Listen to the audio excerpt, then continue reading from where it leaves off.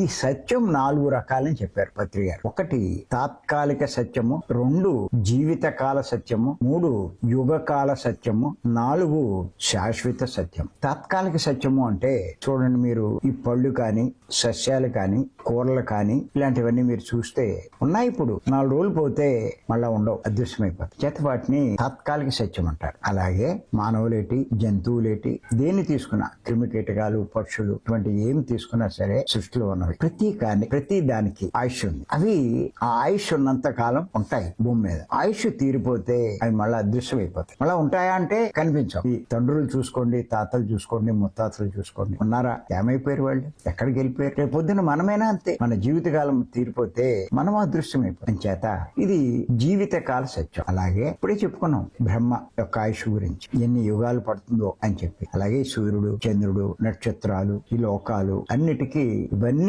యుగకాల సత్యం కింద వస్తాయి. కొన్ని యుగాలు ఉంటాయి, ఇవి 100,000 అవ్వచ్చు, లక్షలు అవ్వచ్చు, కోట్లు అవ్వచ్చు, మొత్తం మీద అదృశ్యం అయిపోయేవి. కానీ ఎన్ని యుగాలు మారినా ఏం మారిపోయినా శాశ్వత సత్యం అన్నది శాశ్వతంగా ఉండిపోతుంది. ఎంచేతంటే ఆయనే పరబ్రహ్మ, ఆయనే ఆత్మ అని అంటారు.